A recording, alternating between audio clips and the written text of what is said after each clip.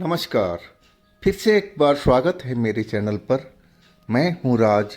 आप देख रहे हैं हाईवे 33। दोस्तों, आज की जो घटना है ये 1978 की है। ये घटना अंकित जी के साथ में घटी थी। अंकित जी ग्वालियर के एक हाईवे पर अपना चाय नाश्ते का काम करते थे। तो चलते हैं उनकी कहानी में। लेकिन दोस्तों, आपने मेरे चैनल को सब्सक्राइब नहीं किया है तो जल्दी से कर लीजिए और साथ में बेल आइकन को ज़रूर प्रेस कीजिएगा। तो चलते हैं हाईवे 33 के इस सफ़र पर।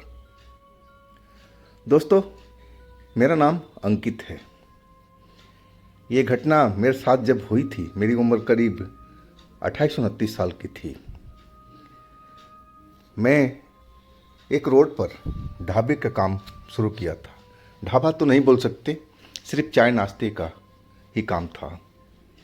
यह कि मेरे सामने के रोड पर एक ढाबा बना हुआ था बहुत दिनों से।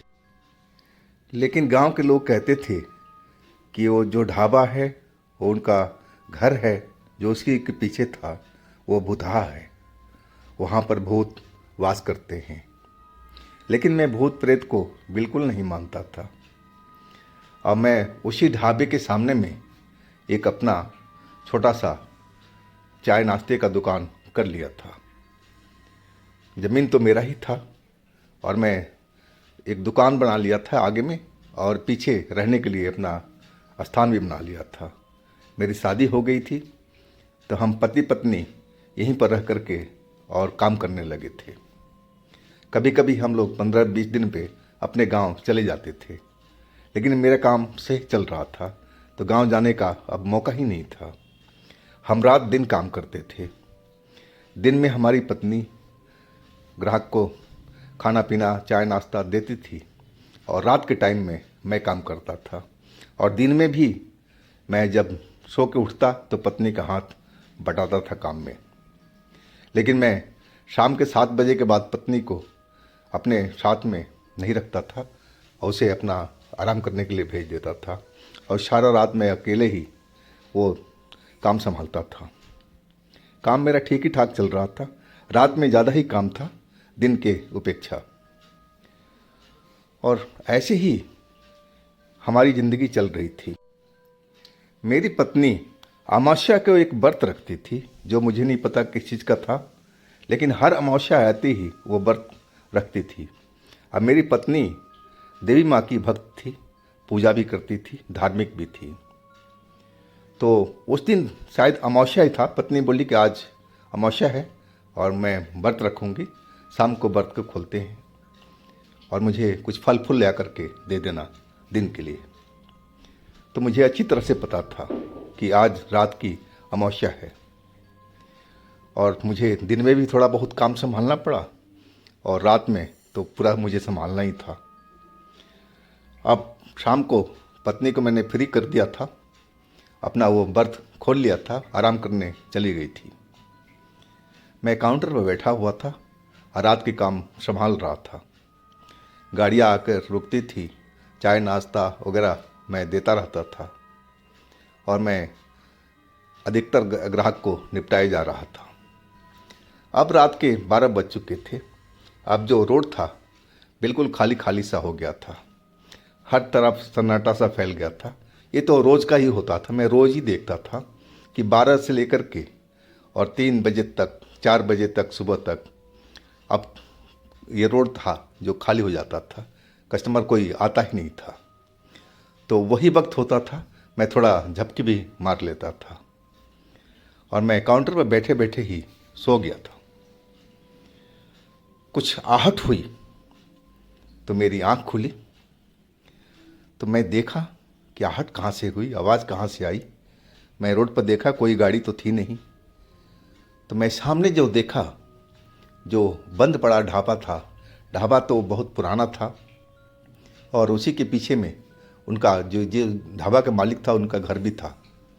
लेकिन ढाबा तो काफ़ी सालों से ये बंद पड़ा था, पता नहीं किस वजह से, मुझे नहीं पता। और वहाँ पर मुझे 4 लोगों को देखा खड़ा उनके दरवाजे पर, घर के दरवाजे पर। ढाबा उनका अलग था और जो घर था वो अलग था, लेकिन नज़र दोनों आ रहा था। और 4 जो लोग थे उनमें से एक औरत थी और 3 थे पुरुष, और वो दरवाज़ा खोलने की कोशिश कर रहे थे। जो मेन गेट का दरवाज़ा था उनका घर का, जिस पर जंग लगा ताला काफ़ी दिनों से मैं झूलता हुआ देख रहा था, और वो दरवाजे को खोलने की कोशिश कर रहे थे, और वही आवाज़ मेरे कानों में पड़ी थी कि मेरी नींद खुल गई थी। मैं सोचने लगा कि भला ये 4 लोग हैं और रात के वक्त में ये दरवाज़ा को क्यों तोड़ रहे हैं। कोई शरीफ आदमी तो रात में आएगा नहीं दरवाज़ा खोलने के लिए। ये ज़रूर कोई चोर बदमाश हैं या कोई बुरे लोग हैं। और साथ में तो एक औरत भी दिखाई पड़ रही है, और मुझे तो और डाउट हो गया कि शायद ये लोग गलत लोग हैं। और मैं सोचने लगा कि इसके बारे में पत्नी को बताऊं या नहीं बताऊं। मैं जब तक सोच ही रहा था तब तक वो दरवाज़ा खोल चुके थे और चारों के चारों अंदर चले गए थे। मुझे साफ दिख रहा था। और फिर बिल्कुल खामोशी सी छा गई थी। काफ़ी देर तक कोई हलचल नहीं था उस घर में। मैं अपने मन में सोचने लगा कि जो ढाबा का मालिक है ये तो रात में आने से रहा। ज़रूर कोई चोर बदमाश ऐसे ही कोई लोग होंगे जो इस अंधेरे घर का कोई फ़ायदा उठाना चाहते हैं, और कोई मतलब से तो आए होंगे, और कोई मतलब से ही तो दरवाज़ा तोड़ करके अंदर गए हैं। और साथ में जो औरत है उस पर मुझे संदेह हो रहा था। और तभी एक ज़ोरदार दर्द भरी चीख मुझे सुनाई पड़ी थी, बहुत ही तेज, और वो भी औरत की। जैसे लग रहा था कि उसका कोई मर्डर कर रहा हो। और एक ही बार वो तेज आवाज़ आई थी, और इसके बाद बिल्कुल शांति सा छा गया था। वो आवाज़ दर्द भरी सुन कर के अब मैं तो वास्तव में घबरा गया था, डर गया था कि कहीं वो तीनों लोग उस औरत को तो नहीं मार दिए जो मैंने औरत को देखा था। अब मुझे यही संदेह हो रहा था कि हो ना हो ये लोग ऐसा ही किए हैं, और इसी मकसद से ये लोग इस अंधेरे पड़े घर को ताला तोड़ा है और अंदर गए हैं। उसी औरत को मारने का प्लान करके ये लोग आए होंगे। अब मैं तो थोड़ा दहशत में आ चुका था कि कल कोई घटना होती है कोई ऐसी, तो पुलिस तो मुझसे भी इंक्वायरी करेगी, और मैं क्या बताऊंगा उनको कि कौन थे लोग, जो कि मैं कुछ जानता ही नहीं था। और मैं थोड़ा इसी विषय पर बहुत घबरा गया था, और मैं अपने पत्नी को जगाना ही उचित समझा। और मैं जल्दी से अपनी पत्नी को उठाया। वो आ गई हमारे पास में। क्या हुआ जी, क्या हुआ जी? मैं सारी बात उसको बताया कि मैंने सामने क्या क्या देखा है। वो भी मेरी तरफ देखती रही, बोली कि आपने पक्का देखा कि वो लोग 4 थे, एक औरत थी? नहीं, हाँ भाई हाँ, मैंने चीख भी सुनी उस औरत की, जैसे लग रहा था कि अंदर में उन्होंने उस औरत को मार दिया हो। अब मेरी पत्नी थोड़ा डर गई थी और वो पता नहीं क्या सोच रही थी। मैं बोला कि देखो, हमारे दुकान का सामने का मामला है। अगर कोई रात में कोई कांड हो जाता है तो सुबह में तो पुलिस ज़रूर आएगी, और फिर हम लोग क्या जवाब देंगे कि हमने क्या देखा है। वो तो हमें पूछताछ के लिए थाना ले जाएगी, और हो सकता है कि हमें इसमें फंसाया भी जाए। मुझे तो डर लग रहा था। मैं अपने दिल की बात अपनी पत्नी से बोले जा रहा था, लेकिन पत्नी तो कुछ और सोच रही थी। वो मेरी किसी बात का जवाब नहीं दे रही थी। वो कुछ सोचते हुए अपनी आंखें कभी खोल रही थी, कभी बंद कर रही थी। मैं बोला कि सुनो, मैं जाकर देखता हूँ अंदर में। अंदर जाकर देखूं कि अंदर में जो चीख आई थी वो वास्तव में उस औरत को मार दी है क्या। और मैं अपना टॉर्च उठा लिया था। तभी पत्नी बोली, रुको, अंदर नहीं जाना है। मुझे लग रहा है पक्का, मुझे एहसास हो रहा है, मेरी पत्नी बोल रही थी कि अंदर जो गए हैं ना वो कोई इंसान नहीं है, वो कोई आत्मा ही है, भूत प्रेत हैं। आप बिल्कुल नहीं जाओगे उस जगह पर। अब मैं पत्नी का मुंह देखने लगा। नहीं कि तुम्हें कैसे पता कि वो लोग भूत प्रेत हैं? भूत प्रेत कहीं होते हैं क्या? तुमने देखा है? मैंने तो आज तक नहीं देखा। मैं पत्नी को डांटने लगा था। यानी मैं अपनी आंखों से देखा, वो सारे इंसान थे। 3 पुरुष थे और 1 महिला थी। मैं अपने आंखों से देखा हूँ भाई। मैं अपनी पत्नी को समझाने लगा था, लेकिन पत्नी तो अपनी जिद पर अड़ी हुई थी और बोल रही थी नहीं नहीं नहीं, वो सब भूत प्रेत हैं। मेरी देवी माँ ने मेरे दिमाग में कुछ बताया है, आप मत जाओ। अब मैं क्या बोलूँ अपनी पत्नी को? यानी कि ऐसा करो, मैं एक झलक जा कर के देख के आ जाता हूँ, वहाँ रुकूंगा नहीं। कोई बात होगी तो मैं भाग आऊँगा या तुम्हें आवाज़ दूंगा, लेकिन देखना ज़रूरी है कि कल सुबह कोई कांड ना हो जाए, हम लोग इसमें फंस ना जाएं। और मैं पत्नी को बात नहीं मानते हुए टॉर्च लेकर के और अंदर कमरे के अंदर में पहुंच गया था। अंदर में तो 2 कमरे तो बंद थे, उसमें ताला लगा हुआ था, जंग लगा हुआ, और एक कमरा खुला हुआ था। मैं सीधा उस कमरे के अंदर पहुंच गया टॉर्च जलाते हुए, और देखा कि फर्श पर एक वो उसी महिला की लाश पड़ी हुई है, बीचों बीच में। लग रहा था कि जिससे गर्दन किसी ने आधा काट करके अलग कर दिया हो। अब मैं देख करके वो सीन दहल गया था डर से कि मैं जो अपने मन में सोच रहा था और वही बात हो गई। जो तीनों लोग थे वो इसी काम के लिए शायद इस औरत को लेकर यहाँ पर आए था कि अंधेरा घर है, सुनसान जगह है, यहाँ कुछ किसी को मालूम नहीं होगा। लेकिन तीनों लोग हैं कहाँ पर? मैं उस कमरे में निगाह मारने लगा, लेकिन मुझे तो वहाँ कोई और दिखाई ही नहीं पड़ा उस औरत की लाश के अलावा। और उस लाश के गर्दन से खून रिस रहा था और उसी जगह पर फर्श पर फैला हुआ था। और मैं हर जगह निगाह डाल रहा था। मैं बाहर निकलने ही वाला था कि बाहर जाकर देखूं, लेकिन तब तक वो दरवाज़ा था वो खट से बंद हो गया। अब मैं दरवाज़ा खोलने की कोशिश करने लगा, लेकिन दरवाज़ा तो मानो जैसे किसी ने लॉक कर दिया हो, बाहर से खुल ही नहीं रहा था। मैं दरवाज़ा को ठोकने लगा, खोलो खोलो, कौन बाहर से बंद किया मुझे, खोलो।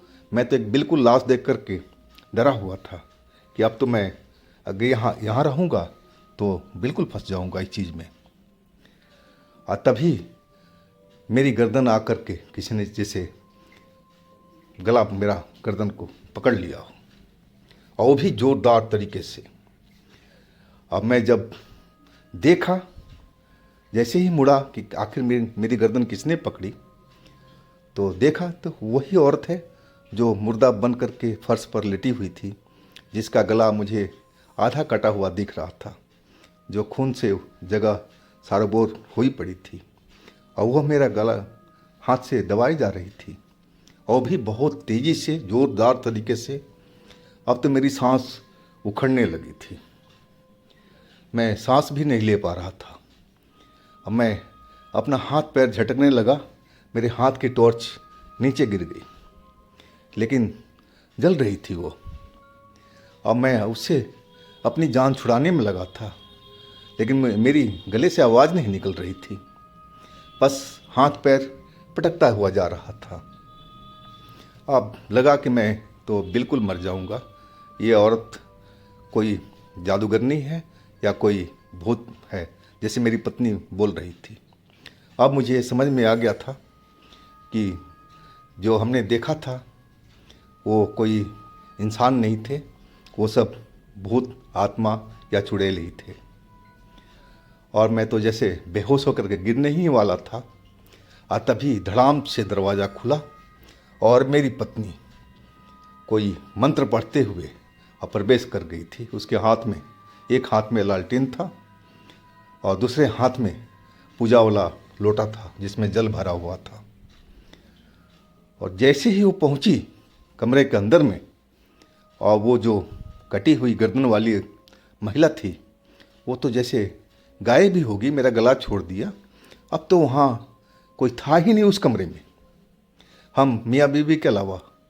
और फर्श पर भी देखा तो वहाँ पर भी कोई खून नाम की कोई चीज़ नहीं थी। मेरी पत्नी मुझे डांटने लगी वहीं पर, बोली मैं आपको बताया था ना कि वो लोग कोई इंसान नहीं है, सब भूत प्रेत आत्मा है, तो आप मेरी बात पर विश्वास क्यों नहीं किए? अभी मैं टाइम पर नहीं पहुंचती तो आपका तो मौत निश्चित था ही। बताओ आप मेरी कहना क्यों नहीं माने थे? अब मेरी मुँह से तो कोई जवाब नहीं निकल रहा था, और वो बोली कि चलो उठो जल्दी से यहाँ से, हाथ पकड़ करके मेरा बोली बाहर ट्रक लगा हुआ है और नाश्ता चाय मांग रहे हैं, जल्दी चलो यहाँ से। और मेरा हाथ पकड़ते हुए खींचते हुए बाहर निकाल ले आई। मैं बार बार मुड़ मुड़ करके देख रहा था, लेकिन उस जगह पर पे कोई भी इंसान नहीं था, सब कुछ खाली खाली सा था बिल्कुल। मैं बाहर निकल गया था पत्नी के साथ में, दुकान पर पहुंच गया था, लेकिन मेरा बदन डर से कांप रहा था। मेरी पत्नी बोली तुम सिर्फ काउंटर पर बैठो, मैं इनको ज़रा चाय नाश्ता करा दूं, फिर तुमसे बात करती हूँ। और जल्दी जल्दी वो ट्रक वाले को चाय नाश्ता देने लगी थी, और उसके बाद मेरे पास में आई और फिर मुझे मोटी मोटी बात सुनाने लगी थी। बोली तुमने देखा ना, देखा सब कुछ, अब बोलो क्या कहते हो, भूत प्रेत होता है कि नहीं होता है? तुम तो मेरी बात को कभी सच मानते ही नहीं थे। मैं बोला हाँ जी, मैंने देख भी लिया और मान भी लिया। तो दोस्तों ये थी अंकित जी की आज की कहानी। अगर आपके पास भी इस तरह का कोई अपनी कहानी है, कोई घटना है, तो आप हमें इंस्टाग्राम पर या मेरे व्हाट्सएप नंबर पर शेयर कर सकते हैं। और आप हमारे दूसरे चैनल पर भी विजिट कीजिएगा, उनमें भी अच्छी अच्छी कहानियाँ भरी पड़ी हैं। लिंक मैं नीचे डिस्क्रिप्शन बॉक्स में दे रखा हूँ। और हमारे चैनल को सब्सक्राइब कीजिएगा, लाइक कीजिएगा, शेयर कीजिएगा। फिर दोस्तों हम मिलते हैं कल एक नई कहानी के साथ में। आप लोग अपना बहुत बहुत ख्याल रखिएगा। नमस्कार।